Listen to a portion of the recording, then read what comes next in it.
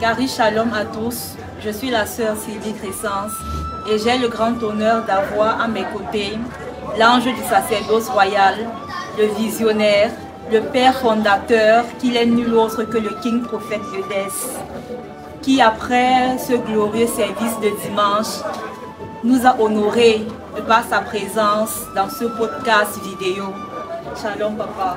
Shalom ma fille Sylvie. Comment allez-vous après ce merveilleux service? Wow ma fille, c'était tout simplement glorieux.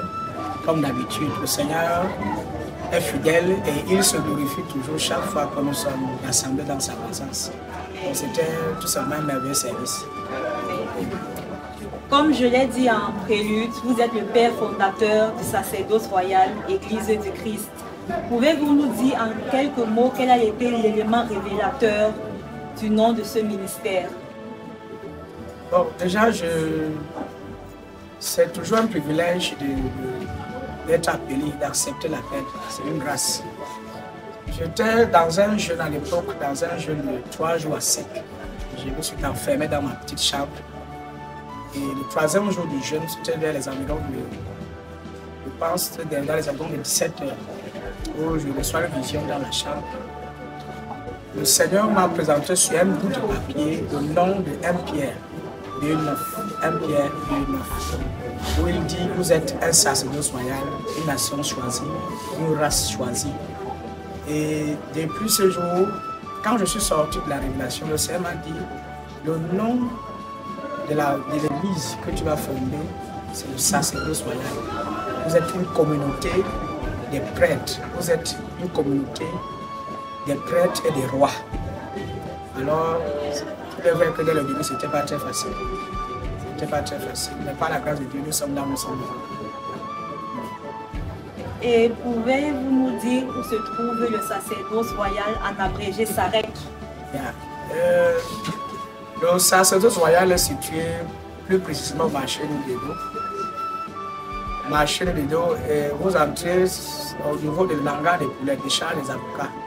Donc, quand vous êtes au marché de Dedo, parce que le marché de Dedo est très vaste, mais pour être plus précis, c'est au niveau de la décharge des avocats. Donc, quand vous êtes au niveau de la décharge des avocats, vous allez voir qu'il y a un hangar des poulets là. L'église est dans une barrière. Là, vous allez trouver, il y a une plaque, vous allez trouver l'église. Et quels sont les différents jours de culte du ministère?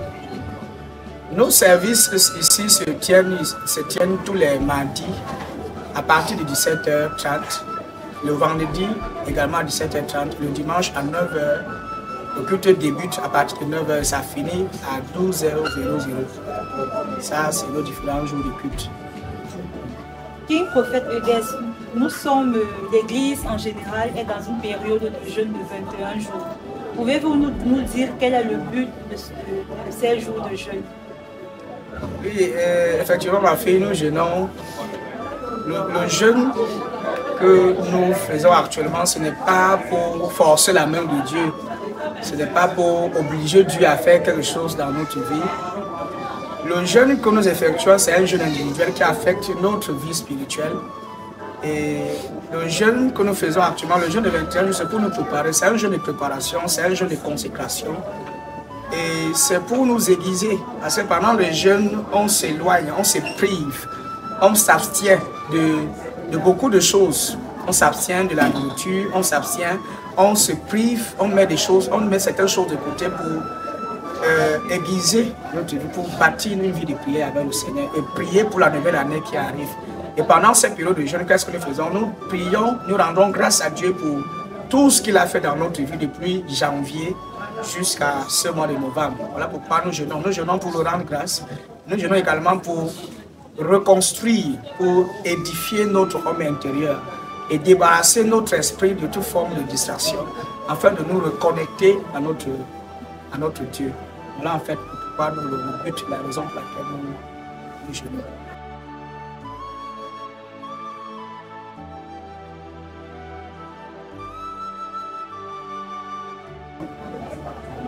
En ce jour du dimanche 24 novembre, nous sommes au 12e jour de jeûne. Pensez-vous que l'Église honore réellement ce programme de jeûne? Moi, je pense que l'Église honore vraiment ce programme de jeunes. Déjà, on a eu un séminaire de 4 jours qui portait sur un thème très important. La guérison est à vous maintenant. Ce programme, elle était un programme glorieux. C'est-à-dire, du premier jour jusqu'au 4e jour, la salle était pleine, il y avait des filles, beaucoup de choses. Et les jeunes, tout le monde est engagé. Jusqu'à ce jour, je connais que mes enfants sont pleinement engagés. Tout le monde est engagé dans le jeu. Alors, en dehors de l'enceinte de l'église, y a-t-il des moments de prière entre vos brebis et vous? Et en dehors de nos services à l'église, on tient les cultes en ligne sur l'application de Telegram tous les jours, sauf les jours où il y a culte, tels que le mardi, le vendredi et le dimanche. Mais le lundi, très tôt le matin à 5 h, on a service en ligne. Et à 12 h, on a service en ligne. Et à 20h00, on a service en ligne. Donc, nous prions tous les matins.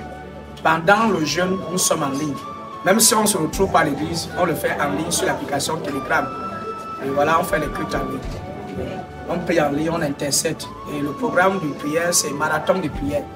Ça, c'est le thème de nos prières en ligne, marathon de prière. Donc, nous venons intercéder non-stop, on prie. Alors, la nuit de la traversée approche à grands pas. Pouvez-vous nous parler de ce merveilleux événement? Et la nuit de la traversée, c'est un événement qui est célébré par toutes les églises dans le monde entier.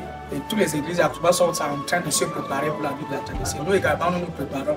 C'est un événement qui nous permet, c'est un jour particulier, c'est un jour spécial où toute l'église, toute la famille chrétienne se rassemble pour prier pour la nouvelle année qui approche.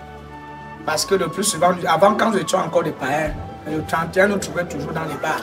Certains, le 31 nous trouvaient peut-être chez des marabouts, d'autres, on ne sait pas où. Mais pour un chrétien, le 31, c'est un jour spécial où nous entrons dans la nouvelle année étant dans la présence de Dieu. Et non étant hors de la présence, nous sommes à l'église, en communauté, dans une communion fraternelle, nous venons parler à Dieu, nous voulons lui rendre grâce et prier pour la nouvelle année qui est à côté. Voilà pourquoi il y a la nouvelle, la traversée. Quand tu vois le mot traversée, ça veut dire que c'est un pont. On quitte l'ancienne année à la nouvelle année, de 2024 à 2025. Et on le fait en étant dans la présence de notre Seigneur. C'est très important. Et donc, j'aimerais aussi profiter de l'occasion, si tu me permets, ma fille Sylvie, d'inviter tous nos téléspectateurs qui vont sûrement nous suivre. Que le 31 décembre, nous avons un événement très puissant, très glorieux dans cette salle.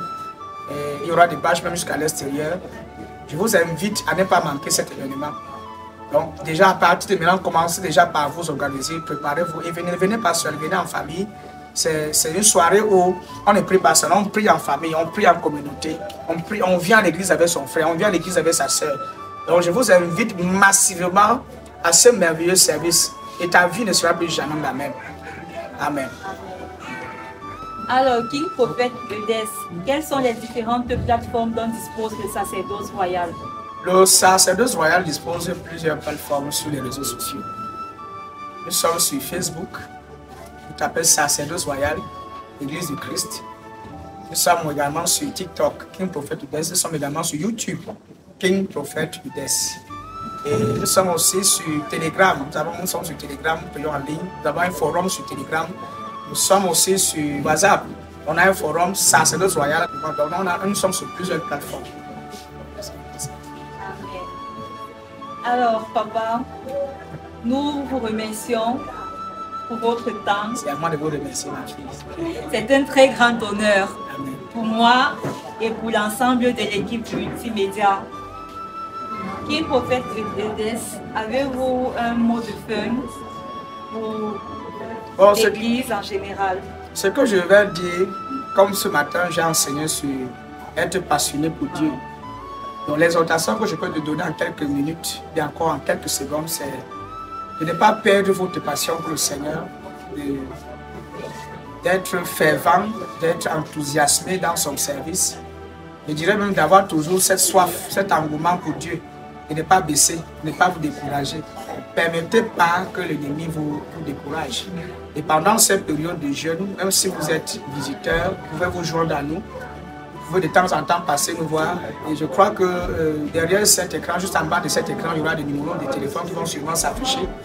Vous pouvez donc appeler ces numéros et si vous avez des problèmes, si vous avez des problèmes de maladie, si vous avez une situation quelconque qui nécessite une intervention surnaturelle, vous pouvez appeler ce numéro, soit peut-être à écrit, on va vous répondre et on va prier pour vous. Nous sommes à votre service et nous prions pour vous. Que le Seigneur vous bénisse. Shalom.